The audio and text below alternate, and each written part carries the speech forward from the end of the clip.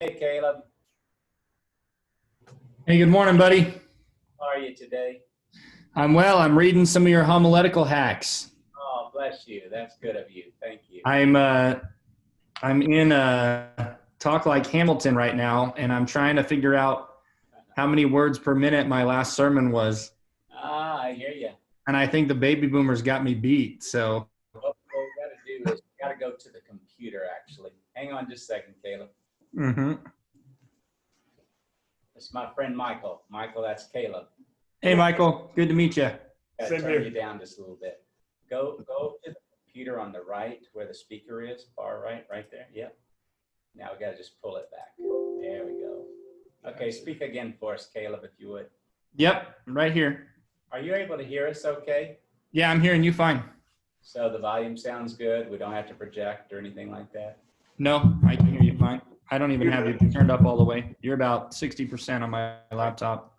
I had it in a different USB last night, and I think that may have been what was causing the distortion. So Gotcha. the only thing you have to watch for, Michael, is that if you step over that cord or anything, it'll actually pull out of the microphone real easily here. Up In the front, in the Yeti, right here. Okay. That that piece is pulls yeah, out pretty easy. In fact, I considered actually taping it or something like that. But anyway, as long as it sits there, we're using those large speakers underneath. That's why it's pretty boisterous in there. And then start No, Audacity. that's about podcast, and so we don't have to worry about Audacity at all. But on Friday, will there be that? No, Okay. No, we won't do any of that. Gotcha. Sorry, that was about podcast issues. So I think we got what we need. We'll just have to let people in as they come. Gotcha. And Caleb pastors out in Nevada. Nevada, Yeah.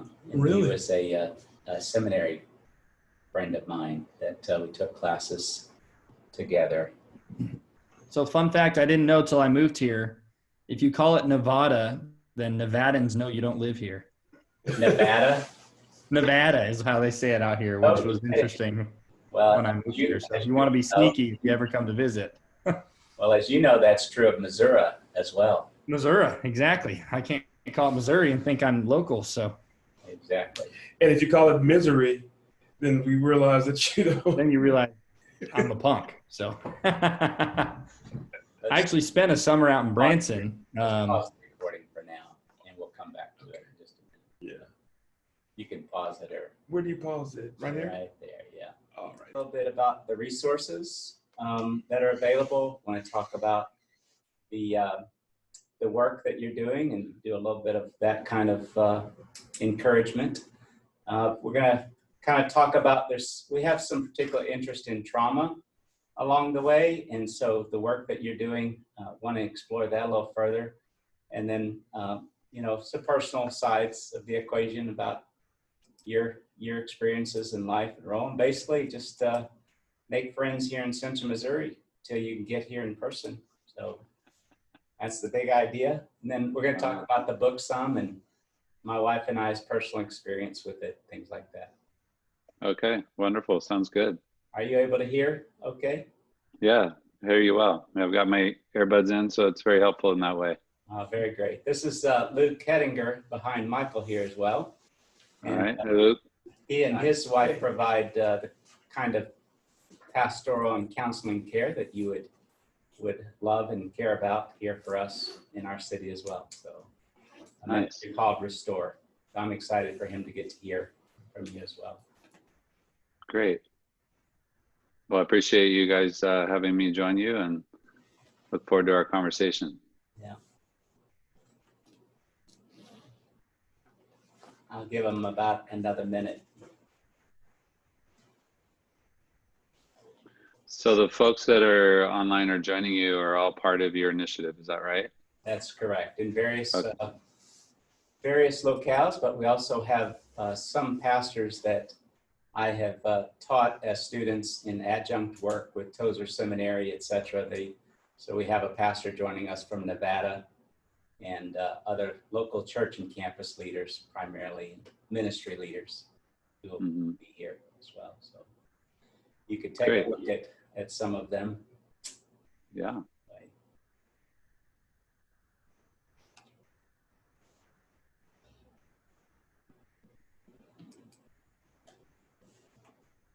lot to keep up with, isn't it? Having to admit everyone. Got to keep your eye on the corner screen. Yeah. All right, well, welcome everybody. We're going to go ahead and get started. I'm sort of sitting in the back today, a little further removed. Michael Henry is here with me, and he's sort of helping me to fly the ship and keep everything running, technologically speaking.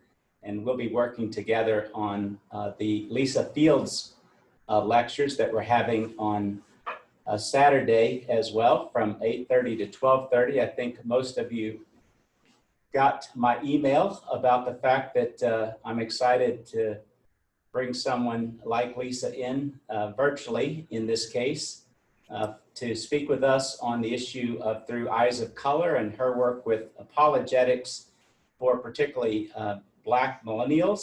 And she's a graduate of Liberty University. And she's going to be talking to us about apologetics and race relations and is Christianity a white man's religion, and some of those lectures that I noted in the schedule that you'll find there on Saturday. So Central Time at 8:30, we'll get started with Lisa, and you could pop in and out of that along the way. So hopefully you'll join us. There is also an insiders group for those who are particularly interested in the subject, and also meeting Lisa as well, where we will be meeting her for a kind of what I would do if she were here is having dinner with her and some of the steering committee who's helped to put this together. So from 6:30 to 8, you can click on that TEI website and you'll be able to find a more informal conversation with Lisa, hearing about her personal life and also letting her get to know those of us who are joining. So I didn't make that particularly public, but you're the kind of folks that we would love for you to join us if you would like on Friday at 6:30 to 8 p.m. this coming. But today I'm delighted for our lunch lecture today for you to get to know somebody whose book, as I put in my former promotional, kicked my butt. And that is Dr. Steve Call. So Steve is with us, and Steve, welcome. And what's the weather like up there in Washington today? Well, thanks for inviting me to join all of you. You know, it's actually a little bit sunny, if you can believe it, in the Pacific Northwest. I'm located about 12 miles south of the Canadian border in northern Washington. So lots of wind, lots of rain, but we live on some farmland, so it's beautiful. Love being here, and love that we have space. So it's been really enjoyable, actually. Very cool. So Steve, the way we typically do this is that you are free to sort of carry the conversation as much as you would like, but I have permission to interact, to ask questions, Sure. some things that I want to, places I want to go with you. And then along the way, about 10 minutes to 1, our time, about 10 minutes to the hour, then we'll make a transition and we'll open it up to the folks who are joining us online, and they'll be able to interact and ask questions and talk further about anything that we've discussed or ask about your book and whatnot. And I'll just a reminder to all of those that you are muted, but it's easy enough where you can either unmute yourself, and if you're on a PC, you just hit the space bar in front of you and hold it down while you're talking and then let up. And that ensures, of course, that there's no background noise. I think everybody's probably a Zoom expert by now, but that's the way we're running. So Steve, let me tell you a little bit about this resource that you have. My wife, Julie, who is probably joining us somewhere online, and I've given her permission to jump in as well, as I'm vulnerable with our lives and marriage in the process. She's a fan and has been for a long time of the Allender Center and the work that Dan has done through the various stages, and her interest in emotional health.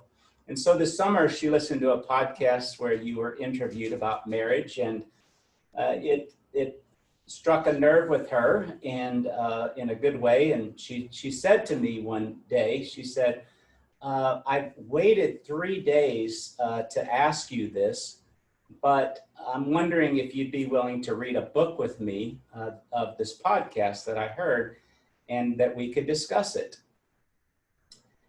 And about 3.5 hours later, we had we had realized that that I think it's chapter 6 on trauma, that my trauma had gotten hooked, and and and and essentially what I heard her say was, if you cared about our marriage, I wouldn't have waited so long in order to ask you. What she actually meant was, I think this individual that I heard, and therefore this book, is going to stir things up in my own trauma and my own pain that I'm needing to revisit with you, and I'm hesitating because of my own issues. But the ways that we triggered each other really became very apparent then, as we sort of agreed then that we would read chapters 1 and 2 this week and discuss it on Saturday, and chapter 3 and 4 and those kinds of things. And I remember in particular, and again, she's welcome to jump in and unmute and speak to it, but particularly I remember at some point she said, why did he put the chapter on play before the one on trauma? That one should come later along the way. And so anyway, we worked through this book together, and we're really helped by it. And I want to talk about some of that today. But first of all, before we get to the book, you are a Fuller Seminary grad, and then also beyond that, went up to Seattle Pacific. And we know some of the influences, I think, that Dr. Gottman and, some of your bibliography. Talk to me a little bit about your educational interest and your training and those kinds of things, and then get us up to Washington and your work there with the Allender Center. Sure. Well, thanks. So, I often start with just the journey of marriage. Lisa and I were married 35 years ago. We have 2 adult children and 1 feisty 16-year-old still at home daughter. My passion in both in my life, but also in my professional work, really is marriage, working with couples. So that's what I do. I guess you could say professionally. When I in the early 90s, when I was at Fuller and I was doing my theology degree, I just had this sort of beginning sense of how do we integrate the whole notion of theology and psychology. What does that actually look like? And so that I would say that was the beginning for me of wanting and hoping to be intentional about how do we embrace and allow the intersection of theology and psychology. So I wound up going back to school and did a doctorate in clinical psych at SPU, and then I started teaching at what was originally called Mars Hill Graduate School. Yeah. That is no longer called that. It's now called the Seattle School of Theology and Psychology. And I've been there the last, I think, 22 years or so. And that to me has been life-giving, because the very title and name of our school is exactly what I would hope for in my work with people, particularly my work with couples, is how do we navigate and work through the whole, areas of redemption, hope, healing, trauma, recovery in ways that aren't just from a psychology lens, but also from a theology lens and theological lens. So that's my intent. That's my hope. That's my desire. That's what we're about and what we teach. And being here in the Northwest, probably would say 98% of what I do is working with couples, both directly, individually, over the workshops that we offer. Lisa and I, my wife and I, have become more invested in marriages together, which has been really life-giving for me personally. That isn't just this white man and authority of speaking about marriage, but it's also my wife as a woman having a voice in what it does look like, where marriage can actually be a healing ground, that it can be actually a redemptive ground, that we both believe and embrace marriage to be a potential for hope and healing that we might not imagine it to be, that we have, I think, experienced and tasted both really, really good moments, but also really difficult and heartbreaking moments. And I think that's part of what I obviously have passion for and desire for, is that marriage would be a place and an opportunity for couples where healing could occur that wasn't possible prior to. And that just tends to infuse, you know, obviously my writing, but also the work that we do therapeutically, but also with the workshops. The highest highs and the lowest lows. Does that feel accurate? In other words, you got to go some really hard places to get to know who you are and who the other is, and then at the same time you get this sort of taste of heaven ecstasy along the way. Absolutely. You know, Dan Allender, who founded the Allender Center, you know, he would I think he still says this, you know, I know of no greater taste of heaven and no greater taste of hell than in marriage. And I think that's true at times. But that's his sort of quote, and the way that he approaches a lot of our work together is exactly that, is taste of heaven, taste of hell. And that can be on a daily, hourly basis, yearly basis, maybe not as frequent, but the heartbreak and the heartache, they go together. Seasons for sure. Speaking of Dan, just one thing, I happen to know his famous sermon I've heard several times on the God of the Fifth Cast about fishing, but he claims you as his fishing mentor, I think. Is that right? So y'all done some fly fishing along the way? Well, we have, yeah. I mean, I learned from Dan. You know, we just got back from another trip. You know, we go over to, you know, the promised land of Montana a couple times a year. And there's so much about fly fishing that it's not just life-giving, but it's soul-giving. And yeah, we have really ventured out on the waters together and learned much about our faith, learned much about each other. That's where a lot of our marriage work began and continues, is in those waters. Now, Steve, as we come to the book itself, I just want to start by saying that for many of us, not all, but for many of us, we've sort of been following the marriage conversation through the years, where it comes through. I can't call the couple's name that has been at SPU, that is a popular couple. Parrots, Les and Leslie Parrott. Yeah, the Parrots. So I assume you've related to them, know them. Mm-hmm. Yeah. And we're familiar, many of us, with Gottman's work and that kind of thing. But something that you and Dan are honing in on, I'd like you to speak to it with me for a moment, if you would. And that is that you're bringing this whole issue of trauma, violence, harm. This kind of language shows up in the Allender Center podcast along the way. And you're trying to bring some additional attention about the way that impacts marriages. Just jump off from there for a bit. Yeah, it's a helpful distinction. I think that's what separates at times our work with marriages is I want to be and hope to be really intentional about paying attention to the ways in which trauma and shame impact a marriage relationship. There's a lot of tremendous good work out in this world around marriage, but at times some of what can be missing is how do we work and understand the way in which trauma and shame impact our marriage relationship. So that tends to be a somewhat of a specific focus that we tend to offer and want to offer, right, is paying attention to trauma. And trauma, again, defined just simply as to injure. That's how we define trauma. So trauma, how we might have been injured emotionally, physically, spiritually, throughout the course of our life, maybe outside of our marriage, what we call our own story prior to marriage, our own family of origin, how that trauma story impacts our marriage relationship. And then also trauma within marriage, trauma along the lines of betrayal or an addiction or a preoccupation with something or someone, emotional harm, physical harm, those kinds of things. So the ways in which trauma, both inside our marriage, outside of our marriage, impacts our marriage relationship.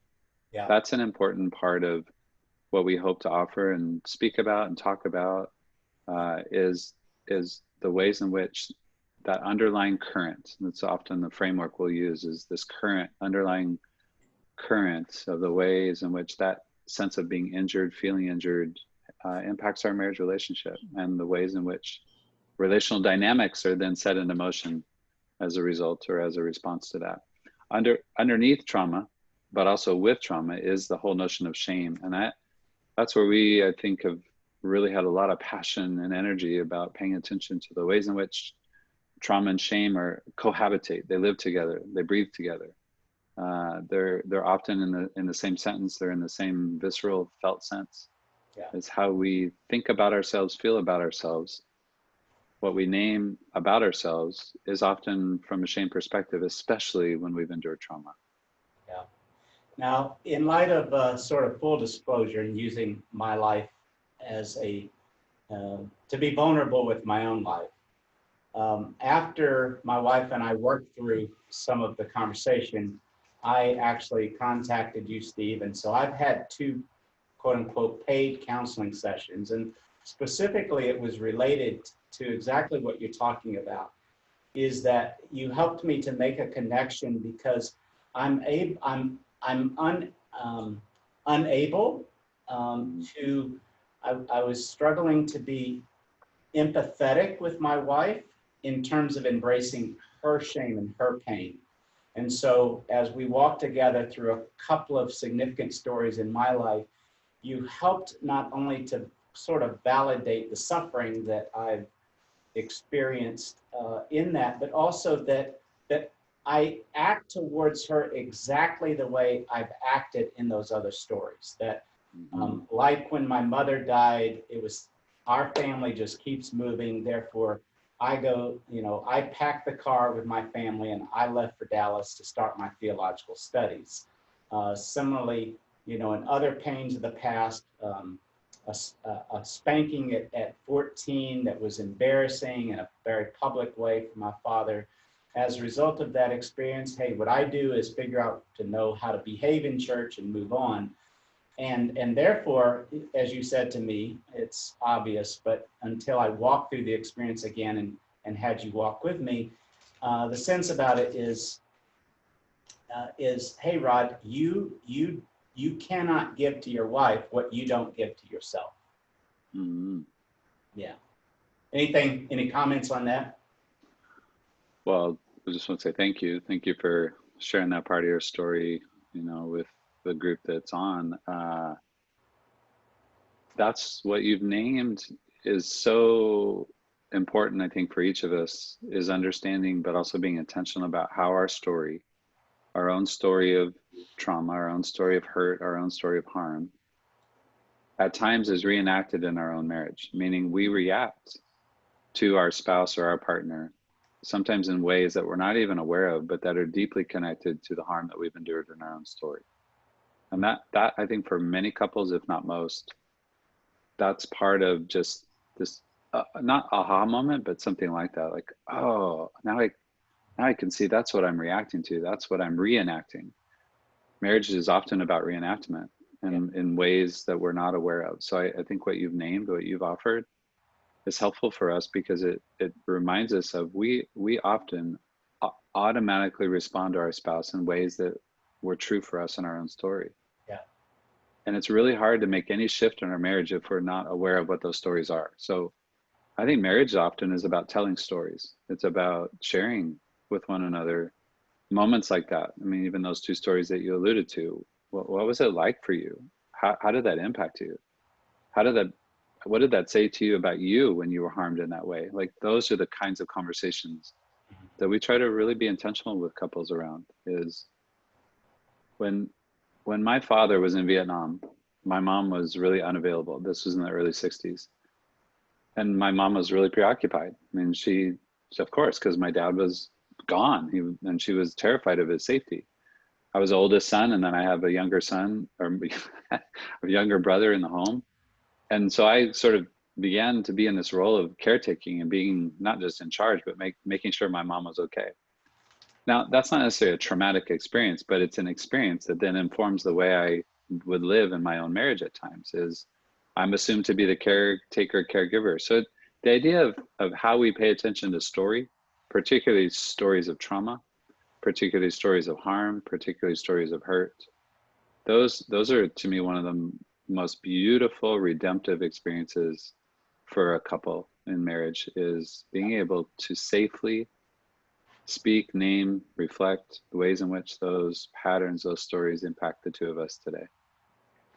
Now, as a result of a specific exercise in the resource itself, it's, and I wonder if you'd share it with the group, it could be a teaser for them to go purchase it. But you asked If I can remember. but you asked us to list out our validation statements. So my wife and I then shared, because at the end of each of the chapters, there's a set of questions and exercises. And so my wife wrote 10 validations or 10 ways that I could be there for her when she's, experiencing a hurt, et cetera, and wants me to come alongside her, rather than just sort of sitting there like I typically do, like with a blank stare on my face, freezing and fearful about, not knowing how to help. And similarly, it was really powerful for me to write my own validation statements in order to say, this is what I wish I could hear from her on a regular basis as well. So anyway, yeah, that exercise. Yeah, validation is a powerful tool. It's a powerful response. Most of the distress that couples are experiencing, like what you just named, is connected to hurt. I mean, that's the foundation of what I've written about, what I see clinically, therapeutically. When we are hurt by whatever might be happening, it could be a tone of voice, it could be a statement, it could be a missed appointment, it could be forgetting to respond or forgetting to, whatever it might be. When we feel hurt, we crave validation. Now, that's a very vulnerable desire, though, because often when we are hurt, we are met, sometimes, not always, sometimes our spouse responds what I've referred to and referenced as a left brain response. Yep. Left brain is kind of this logic reasoning. Well, I didn't mean that. That wasn't my intent. That's not what I'm like. Again, there's this, like we can all agree. I think when my wife is hurt, I often respond with logic and reasoning. But where we perpetuate disconnect and how that continues to be hurtful is when we are met by left brain response. When we're hurt, we're craving a right brain response. Right brain is emotion. That's where our emotion is housed. Attunement, validation, empathy. Oh yeah, I could see how that was bothering you. I could see how it was hurtful for you. That's what it looks like. And it's just a 1 or 2 sentence or 3 sentence phrase, but validation is a powerful tool because it says, I get it. I can see how that was upsetting for you. I can see how that bothers you. That's part of, I think, what we're craving when we're hurt is we're craving our spouse, our partner, just to simply be aware of the impact. Yeah, but we often start with the intent. Like, I didn't say that way. I didn't mean it that way. And that's where it just can perpetuate the disconnect in our marriage. Now, just to carry this further, Steve, then as a result, I wrote this in a journal that sits by my morning time where Julie and I sit. And I have literally, I feel like I'm in kindergarten, but Julie is very patient with me. But since the summer, I guess I can say, hey, yay God, yay Steve, yay book, because I'll actually open my journal and I'll read down through these and I'll then pick 1 or 2 that I think might meet the moment. That's sort of how immature, but in my wife's patience, I'm able to say things that she said she would want to hear, like, hey, I'm on your team, or boy, that must have been hard and hurtful for you. But again, I feel so sort of silly in that because it's just that level. And actually, I was really pleased because this last week, I actually, I didn't have my journal in front of me, but I was able to run through the list in my mind and I found one that I thought would be helpful. So, yeah. Yeah, I mean, even that, like what you've shared, it can feel clunky, it can feel awkward, it can feel like a foreign language. Where I would also say what gets activated or triggered is where we believe validation or empathy isn't that helpful. Like that's our own belief sometimes. Like, how would that really make a difference for you if I simply met you with sort of a kind, empathic, validating response? But it's powerful. To me, it's a healing balm. It's like an antibiotic. When we're in pain, all we crave is somebody just to come alongside and say, I can see how that'd be hard for you. Yeah. And that might feel like just 5 or 6 words that don't have that kind of impact. But when we are met by empathy, when we are met by validation, it is powerful. It just allows us to be true to what we actually are experiencing. Well, again, I can give testimony to that. After our first session, I went back to my journal and I made some notes, but the first thing I wrote was just, you said to me, having heard, some of these sort of stories from the parsonage, is you just said to me, oh, you have endured much suffering. Just that in of itself had that kind of healing balm that you're talking about. And then a recognition that, hey, these pieces are missing, but I'm called upon to be an adult and to be mature and to grow in my joy factor and my empathy skills, etc. Hey, back to the book. I really love, I mean, it's for everybody who's listening, it's a very practical, easy, sort of 101 accessible book, but deeply embedded in the shame and trauma type discussion. But I really love how you sort of walk through the couple stories and put the composite stories together, that they struggle with this, they dealt with that, and you can really find yourself identifying in the kinds of conversations that the couples that you represented. So well done on that. Thank you. Yeah. Most of the stories, I mean, they were, changed a bit, but they were a reflection of people that I've worked with over the years. That there's so many common threads and relational dynamics that I think apply to most couples. So that was the intent in offering those stories to the readers. I want to talk about, Steve, a little bit about the issue of play, and then also so play together, stay together. Also, this little when-then thing, because that when-then was a game changer for me, because I could just see that, the way I had been doing it, my disappointment with whatever was happening on small things. But yeah, so either one or both of those, please. Sure. Yeah, you bet. Both of them, but whatever order you want to take them in. Okay. Yeah. Well, I'll just go with the play piece. Most of the workshops that we do and offer couples, we actually end with this section on play. And we start with being aware of how creation is actually a form of God's play, that we were created to play, it's an innate part of how we are wired and created, that most of us have an experience with, some young child or infant in some regard. And every child has this innate ability to play. We're born with it. Think of the game like peekaboo, for example. Like, we just naturally play. That's for many couples that are in distress or struggling. That's often one of the areas that goes first, meaning when Lisa and I maybe are in areas of struggle or conflict or tension, we might just generally be playing less. Play really is just defined as a way to connect without any purpose or intent, meaning we don't have to accomplish something. But often, I think what happens for so many couples is there's this resistance to play as well, because not in play, when we play together, maybe you guys are aware of this as well, but when we play together, when I play a game with Lisa, when children play with the adult, we are ourselves fully, meaning there's a level of intimacy and vulnerability that's offered in play.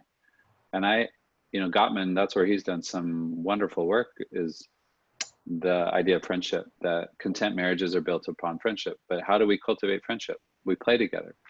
And for many couples, that's how they started in their relationship, is it was based upon friendship because we played together. So I'll playfully write, like, I can't do a prescription as a psychologist, but I'll playfully write, play 3 times a week for 10 minutes. Like this idea of antibiotic, play is an antibiotic.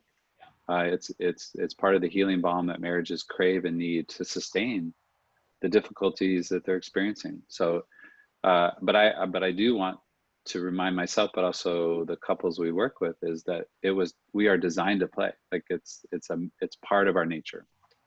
So sometimes we'll wonder, what's our resistance to play? What's the caution to play? Play looks very different depending on the stage of life that we're in. For some of us, it's a walk. Some of it's a time before dinner. Sometimes it's a game. Sometimes it's just a cup of coffee. That part of the writing that I offer too is, how do we develop rituals of connection for play? Like, that's a really important part, is being intentional about, both for Lisa and I and for couples, is rituals of connection that allow us to play together. Because without play, it's so difficult to be able to sustain contentment, to sustain connection.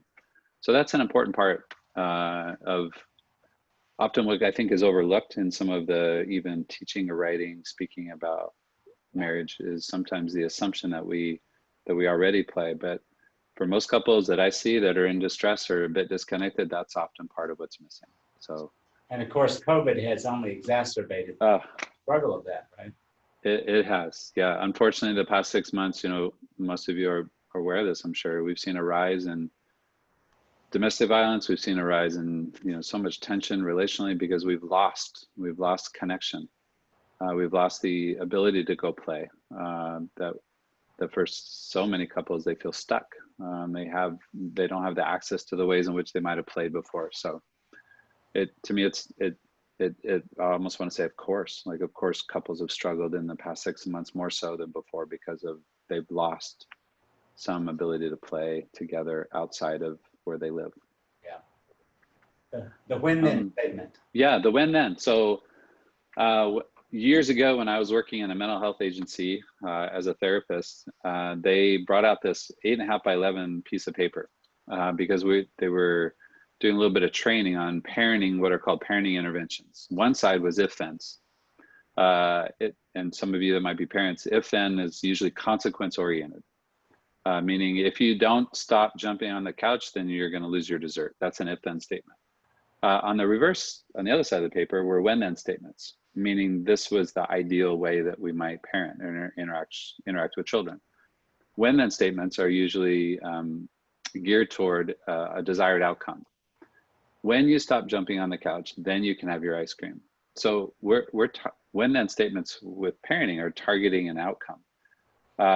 I utilize that as a way of understanding the way we can talk about our marriage relationships as well.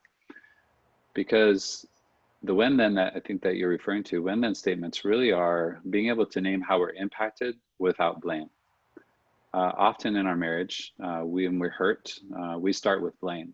You know, when you said this to me, it really bothered me. Like, a when-then statement is really, you know, when you said this to me, then I felt hurt by it. A when-then statement invites a movement toward versus, you know, another type of statement that perpetuates disconnect. So often we're encouraging couples to utilize when-then statements as a way to create empathy, to cultivate empathy. But here's what I would say is so significant and important is, how do we name hurt without blame?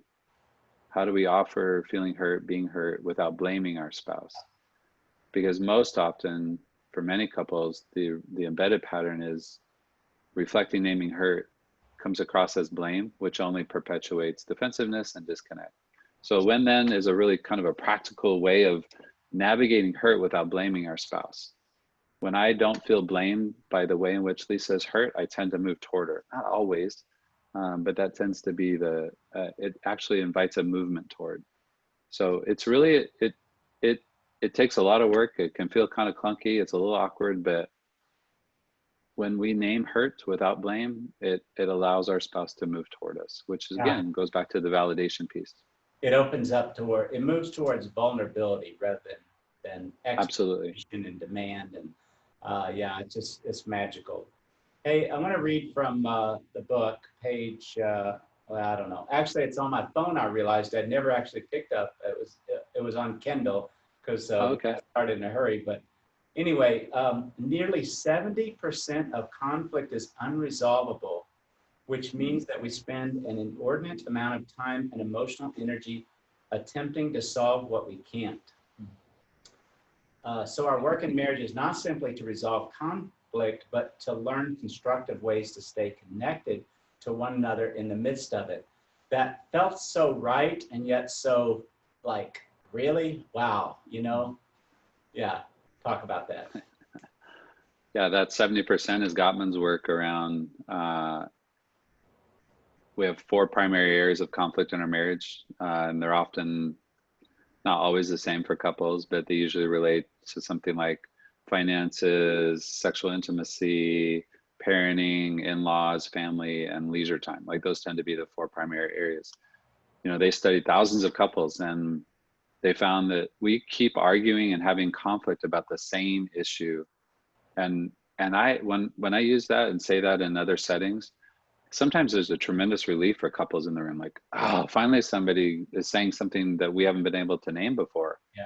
is that we can't resolve something. So then, if that's true, what might then be the goal or the hope of conflict? And that's also a question we'll wonder with couples is, what do you imagine the hope and goal of your conflict to be then? If it's not to resolve it, meaning it's unresolvable, what might be the goal and hope?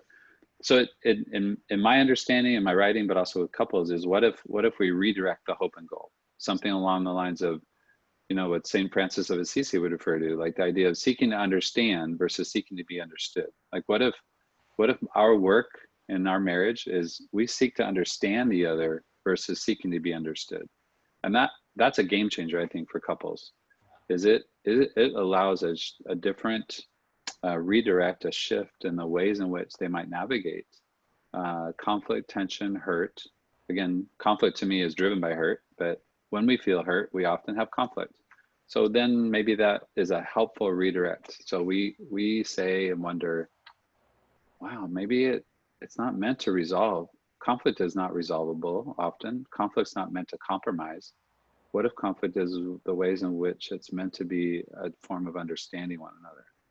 And that, I don't know how some of you might hear that in listening, but often it helped. People need to pause for a moment and go, wait a minute, that hasn't been true in our marriage. That wasn't true in what was modeled for me. I do think for many of us, when we have conflict in our marriage, it's really helpful, kind of what we started with, paying attention to our own story of conflict, meaning how was conflict modeled to you? How was a conflict modeled to me? Because that relational pattern of the way in which conflict was modeled is often gets, again, reenacted and transferred in our marriage. So one of the most helpful parts of what we would encourage couples to be aware of is, how was conflict modeled? What did you notice? How might we repeat patterns in our own marriage? So conflict is meant to move us toward one another rather than away from one another. It's not always easy to do though, especially when we're bothered, hurt, frustrated, disappointed. But what can we maybe potentially agree to or have some structure? I'll often ask that question of couples is, what's your agreed upon sort of hope or goal of conflict? And again, it's sort of like, what? Nobody's asked that before. Like we haven't considered that in that realm in any other way other than simply to try to resolve it or compromise. But again, that's where we get stuck, is trying to resolve something that we cannot resolve. Yeah, thank you. Well, just for the sake of those who are here, who so you know that we're getting this recorded. We put it up on our Theological Education Initiative YouTube channel. We should have it up there by the end of the day. And so if you want to refer back to it, you'll be able to find this conversation. Steve, I want to transition and talk a little bit about what you want to yet get done in the world as a result, and then some of the resources. You know, I've mentioned Reconnect, but you've also done some other things that I'm less familiar with. I'm now following you on social media. So mention all of that. And again, you know, we want to be your friend here in Central Missouri. So talk to us about that, and then we'll open it up to the others to ask questions. Sure. Thank you again. I appreciate the invite to move into that. The Allender Center, which is again what I'm affiliated with, just launched a marriage online course. That was a couple years in the making. Dan and I Dan does a majority of the teaching, and then I do some reflection. And that was you know, that just launched yesterday officially. So that's one part of what we've been up to. And where do we go? Through the Allender Center website, allendercenter.org. That's where some of the resources and materials on marriage can be found. Some of what Lisa and I have done is on our website. It's called the Reconnect Institute. So that's what we've created for workshops and online resources, the reconnectinstitute.com.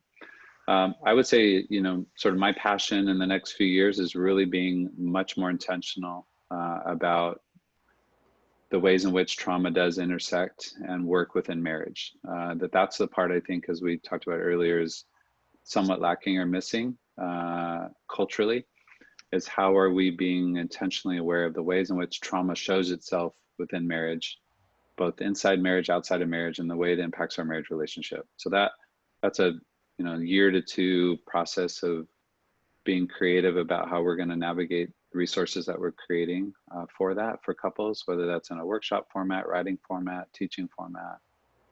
But that's that feels like that's for us as a group, that's been kind of on our hearts to be more intentional about pursuing. Do you have another book in the works? Something along those lines. Yeah, something along the lines of, and that's in process right now around trauma within marriage, trauma in marriage, something where it helps couples navigate relational patterns, responses to trauma, and the way it is perpetuating disconnection in their marriage. Right. That's the part that I'm hearing you say What's that? sort of that chapter on trauma. You're going to sort of flesh that out even further. Yeah, the chapter on trauma and triggers was, that'll be kind of the basis of what it moves into, hopefully at some point. And mention the social media outlets as well. We have, I know they're still in development, but yeah. So the AllenderCenter.org, the ReconnectInstitute.com, both our Facebook, Instagram. Those are resources that we've invited couples to utilize for more material or anything else that they would want to help cultivate the kind of connection that they want in their marriage. very good.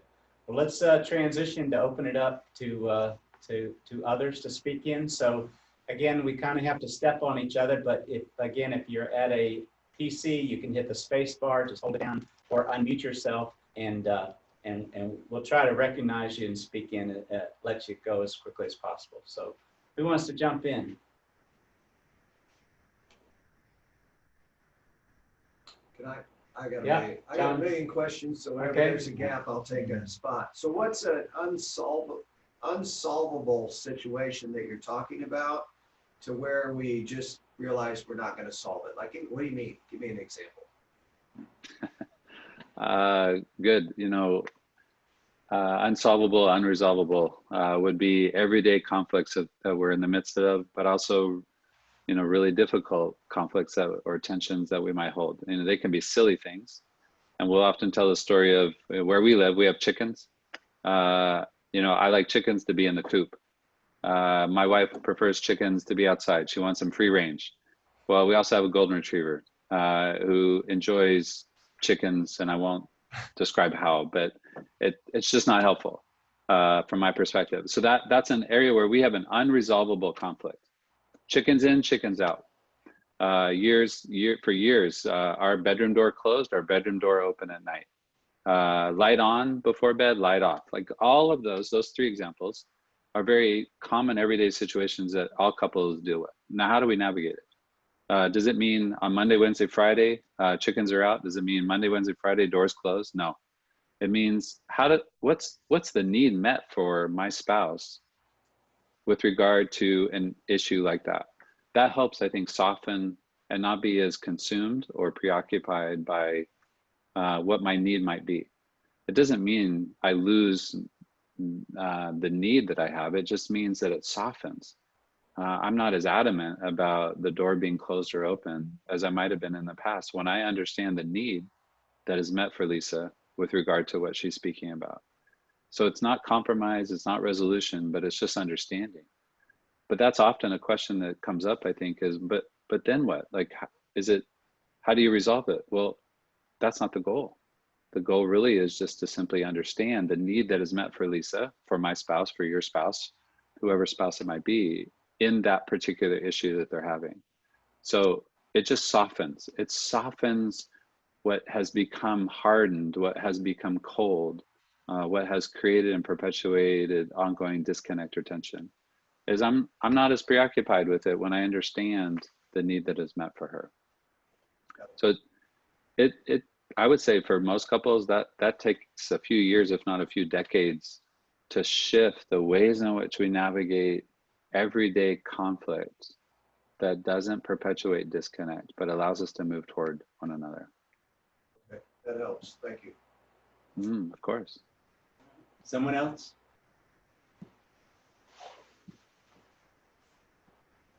I get to keep jumping in every time nobody says anything, right? Okay, play. Give me some examples of that. Like what counts? My wife and I like to hike together, walk together. We take kayaks out. But when I think of play, we have a difference. I'm competitive. She's not. Anything that has a competitive vein to it, she doesn't like. And anytime I'm playing, if there's not a competitive element, I don't love it. So is that unreconcilable or unsolvable, or what else counts as play? Again, thank you. I think that's often a common response when we're maybe in the midst of a workshop is, how do we acknowledge and honor different ways that we play? Because sometimes the difference in the way that we play is actually contributes to the resistance to play. And that's the part where I think I would invite you and invite couples to wonder about what keeps me from joining my spouse in ways that are natural for her or him. What's my own resistance to play in ways that honor and allow a sense of connection for the two of us? So I think part of it is, how come I'm if I'm me in this, how come I'm unwilling at times to actually play in the way that honors Lisa? What's that about? That's the curiosity, I think, about our own story sometimes is play not meant to cultivate connection between the two of us? Again, to me, that's the design of play. So we find common ground, but we also honor difference. Both are true. I play in different ways than Lisa do. Sounds like you play in different ways that your wife does. I think that's true for most couples, but where's their commonality? Where's there ways of cultivating connection through play that we both enjoy, that we both appreciate? You know, Lisa and I walk our driveway. That's an example. And I'm sure I'd like to maybe go run the driveway, but you know, I enjoy walking and being with her in that way. So I think it's the simple moments. They don't have to be this extravagant, you know, thought out, planned ways of playing. The everyday moments of play are what sustain connection within marriage. So where do we find those rituals? Where are we intentional about? One of the things I often ask couples is, where's your space? Meaning, where's there space within your home that is your space to connect? Sometimes that's watching a show. Sometimes that's reading a book out loud. Sometimes it's simply just being in the presence of one another, not having a lot of conversation. That's a form of play. Sometimes it's a card game, board game, whatever it might be. So it's in a way, I think, rediscovering ways that we already play, but we're not even aware of. That's sometimes part of what I would invite couples to be aware of as well. That helps. Thank you. Of course. Hey, honey, it's your wife. Can you hear me? You can, Julie. Say hi to Steve. Which honey are you talking to? Hi, Steve. Be my honey. Yeah, Rod. Rod. Hi, Steve. This is Julie. Hi. And Hi, thank Julie. you. Thank you so much for, oh gosh, I don't even know where to start, but, and I'm a crier. So anyway, I just am so grateful for your book and just for your honest sharing on the podcast and how God has used it in our marriage. And anyway, I think I have a comment. I maybe could form it in a question, but as I'm listening, I just think of how in our marriage, you know, Rod's trauma and my trauma just triggered each other a lot, you know, and a lack of awareness of how that was happening. And so part of my own story was that I did not feel heard or listened to as a child, and in that didn't feel safe, and my emotions were always overwhelming to my parents. And I just have story after story of how they didn't know what to do with me, basically, because of my feelings, and felt overwhelmed by that. And so, of course, when I had feelings in marriage, my husband's trauma and his inability to be with me in my emotions triggered that. And my response was just to get bigger and to just, you know, demand to be listened to in my feelings. So I think, I don't know what the question is, but as I'm sitting here with that, you're talking about the conflict, 70% of conflicts not resolvable. I have a statement here that I wrote in my journal to one of your questions in the book of what creates safety in my marriage. And I wrote, because I think my parents tried to fix me in my emotions. And I think that that's kind of a typical response in marriage, is we try to fix one another. And the answer that I wrote was, creating safety for me is just being with me in my emotions and in my feelings and my right brain response. And so I just being with me. And one of my validating statements was, your feelings don't overwhelm me. So in that, I need Rod to say, I'm not overwhelmed by your emotion. And that was important. That was huge for me.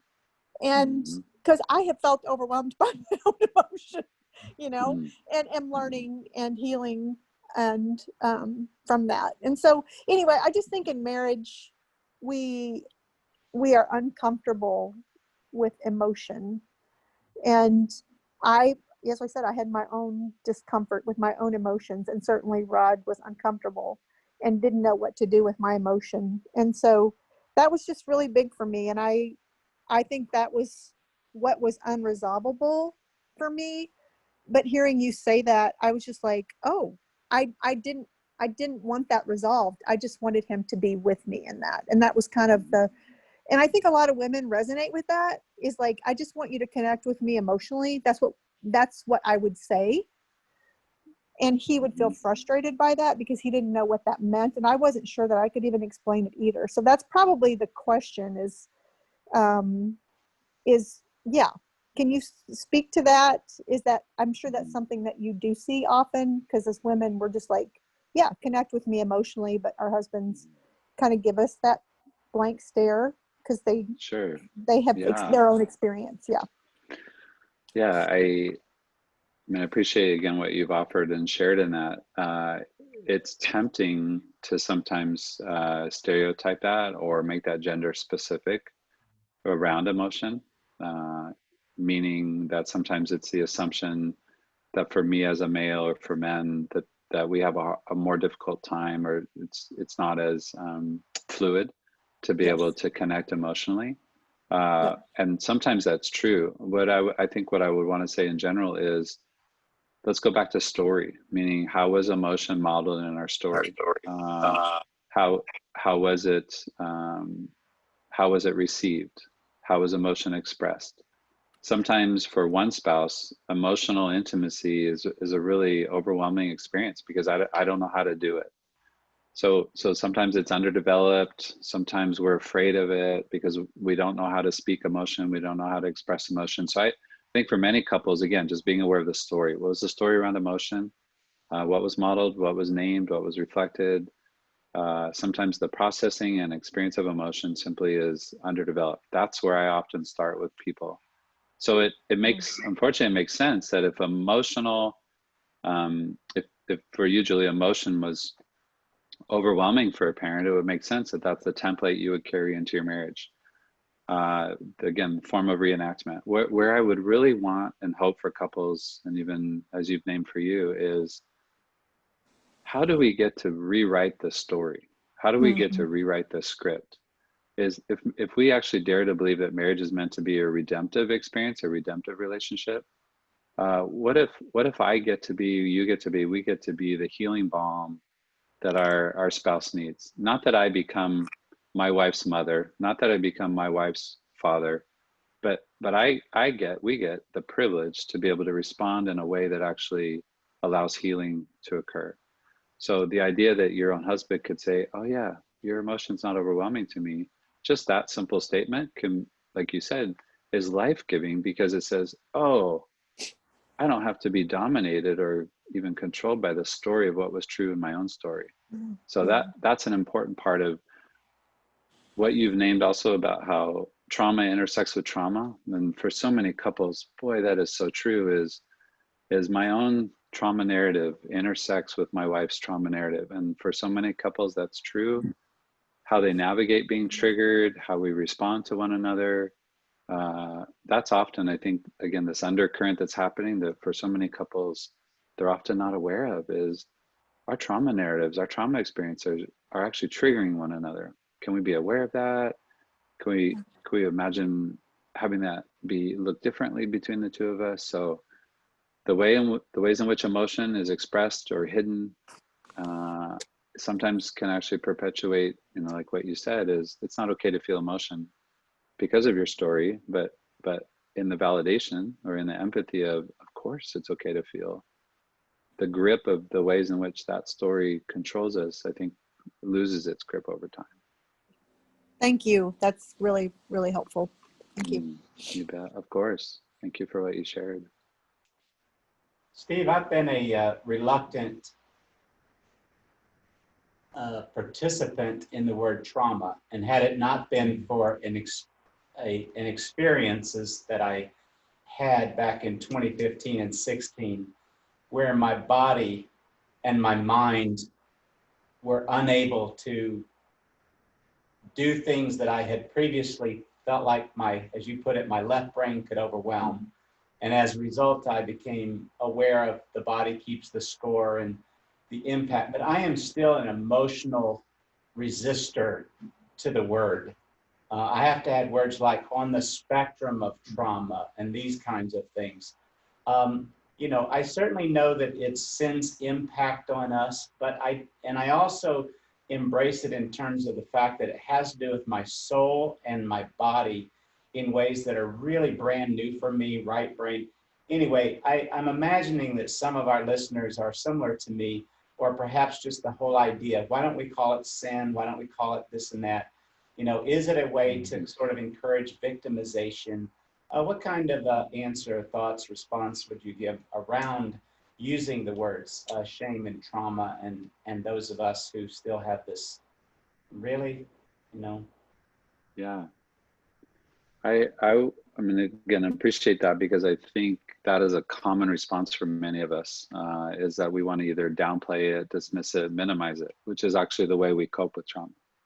So our own resistance is actually a form of coping. It's not meant to say be less resistant. It's our body's way of protecting itself from further harm, actually. When we minimize the trauma or the hurt or the pain in the past, it actually is this illusion of protection. It helps me to not feel. That's why we resist it. So it works. It works for us.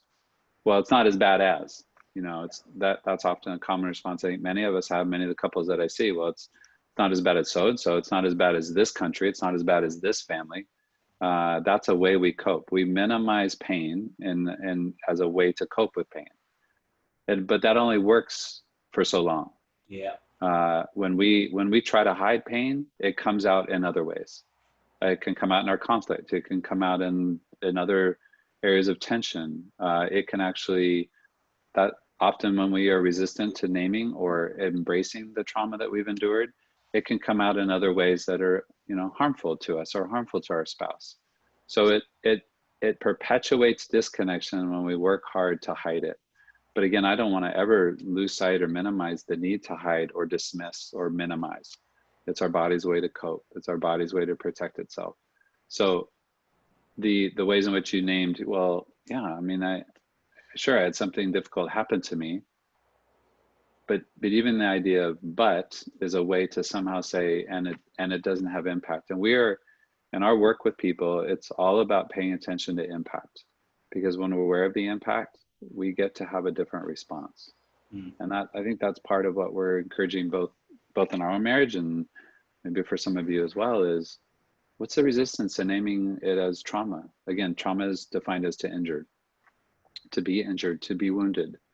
What's the resistance? Well, then it would actually invite me to feel what I don't want to feel. It would actually invite me to connect to ways in which I think, feel, believe about myself that I might not otherwise have been able to. Yeah. The big revelation for me had to do with the fact that I had minimized that each season has its own trauma. So I somehow thought that prior to 2015, well, if I've navigated sort of up through 6th grade, then I should be good to go. But it minimized the sort of needs that I had as a teenager or a young college student. But every season has its own sort of building experiences that our body is, as you put it, surviving, reacting to survive too, and those become places that the Lord, you know, in His mercy wants to redeem. I'll open it up to anyone else, others that want to speak. So how do you identify things that happened in the past that you're reenacting? But how do you figure this out? How do you identify what's, I don't know, what's there? I think part of it is by being intentional. Some of the, the invitations that I'll offer couples is to be aware of story, like simply sharing stories, naming stories, speaking about stories. The other day, for example, I had this sort of visceral response to something Lisa said to me, and I was like, "What?" It was fairly benign what she shared, but I was really bothered. I was really irritated by it. Well, I grew up in a family where if I didn't do something right, then I was literally punished physically often. And when I have a sense that I'm in trouble or didn't do something right, something happens in my body. I start to get protective, reactive, like prepare myself. Well, how do we become aware of that pattern if I don't tell stories of what might have happened when I was in 7th grade, or when I was 6 years old at the table and I had my elbow on the table? Back in the day when, particularly a father might stab your arm with a fork because your elbow was on the table. Like, not doing the right thing for me leads to harm potentially. Now, that's not true in my marriage, but it was true in my story. That would be an example. Like, Lisa might say something like, "What's up? What happened?" Well, I was just sharing this with you, but you seem really like again, I had this visceral bodily response. So that's an example of how do we become aware by telling story, being curious. I like to use the phrase intentional curiosity. How are we intentionally curious about our spouse's story that allows us to promote connection and healing rather than perpetuate this withdrawal and disconnection that can occur? So reenactments really are the redoing again in our marriage of what happened in our own story, but we become aware of them by telling the story, speaking about it, naming it, being intentional about it. So if I find myself being defensive, upset, reactive in a way that I'm not normally, those are cues that I ought to go back and rethink. Why did I do that? What's going on? What other cues are there? What other cue words would you look for besides defensive? Defensive, like, to me, that I wouldn't say that's the only word, but I would say that's the primary word. We are often defensive, but defensiveness is usually a response to something about me. We get defensive because we're bothered maybe by the way in which we might have hurt or harmed our spouse. It's a common relational response. So my defensiveness is because I don't want to actually acknowledge that I hurt my spouse. I don't want to actually acknowledge that I was unkind to Lisa. My defensiveness is a way to protect myself from the pain that my spouse feels.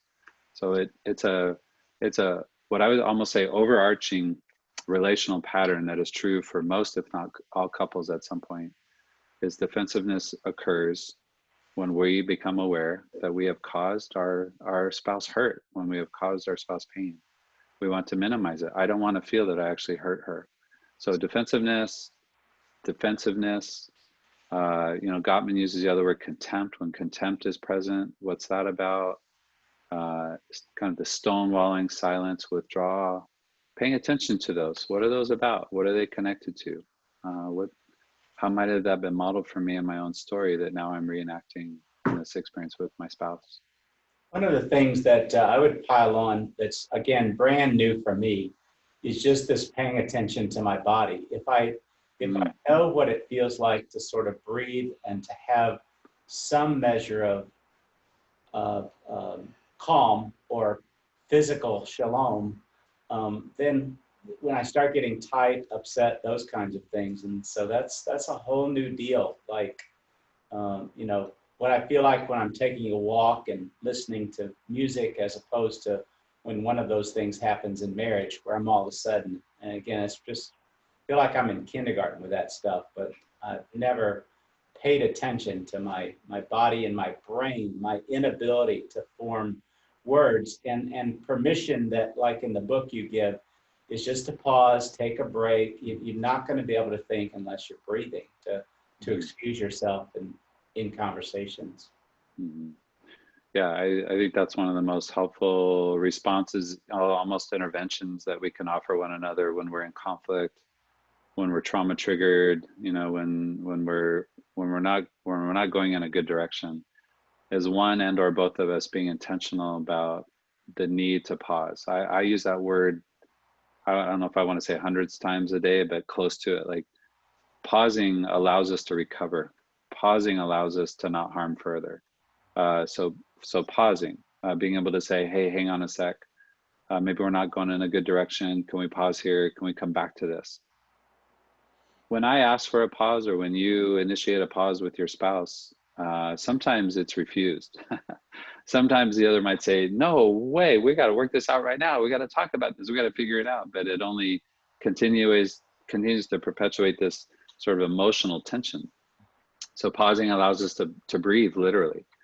When we are at conflict, in the midst of conflict, or in the midst of trauma triggered, more often than not, our heart rate increases. We don't have enough oxygen. We can't think clearly. And that's an important part of pausing, is let's let this rest just a bit and come back to it as a way to honor one another. But when that pause is initiated, more often than not, again, the resistance is, no, that can't be, we need to work it out. But we're trying to invite couples to say, we can tolerate the pause if we know we are going to return. That's an important part of the recovery process for couples, is when there is a pause, is as long as there's a return at some point, whether that's an hour from now, tonight sometime, maybe tomorrow morning, the reassurance of return allows us to honor the pause that our spouse has asked for. Yeah. I would like to contribute just a part to this conversation that may be a little different. Maybe even a hydrodoxy to what you're saying. What would you say to somebody that would say that in this political climate, you're hearing a lot of the same terminology about trauma, victim in that space, and it unwinds itself to almost come across like victimization? How do you keep from victimizing somebody by diagnosing their trauma, or at least your spouse? Put another way, do I come across like a psychologist to my spouse and break down what I believe her problems are, or vice versa? Does that happen to me? And then when that does happen, some people would say that they can lead down the road of starting the argument or starting the pain process that they maybe not even have thought of. If you understand my question. Yeah, yeah. I appreciate that. I think where I would invite, both in our own marriage and for others, is the idea of curiosity is not with the intent to diagnose. Meaning, when I or we are curious about our spouse's story or experience, and curiosity simply looks like, hey, what happened for you? Something got triggered for you, or you seem bothered. It's an invitation. And I think that's where, for many couples, without that, it can go down that role of sort of this psychologist talk, or victimization, like there's something wrong with you. But how are we intentionally curious about what happened for our spouse, as a way to care well for them, versus a way to simply create distance and even offer a sense of judgment? So I think that's a really, I almost want to say fine line, very tenuous ground, very sacred ground, is how might we honor our spouse's story in a way that allows us to move toward with empathy rather than distance, as if there's judgment. So I think that's this sort of ebb and flow, give and take, what I refer often to as a dance. How do we dance with trauma? How do we dance with story in a way that, again, cultivates connection, creates connection, rather than sitting this one out, or I can't move toward you because of what you've experienced. So being intentionally curious in ways that move us toward one another. Help me to understand what happened for you. I think that's a game changer for couples. Help me to understand what happened for you. Where did you go? Something happened. I'm not sure what. How is that familiar for you, for us? So again, there's a movement, a curiosity, I think, that is potentially cultivated in moments like that. That's good. That's good. Hey, let me give you a chance to give the last word before we wrap up here, Steve. Anything you'd like to say to the group as we finish? I just want to say thank you. Thank you for being intentional about cultivating, creating space to talk about marriage, to talk about maybe God's design, hope, in ways that maybe we haven't considered or thought about before. I'm just grateful that the engagement that you've offered and allowed access to. So thank you.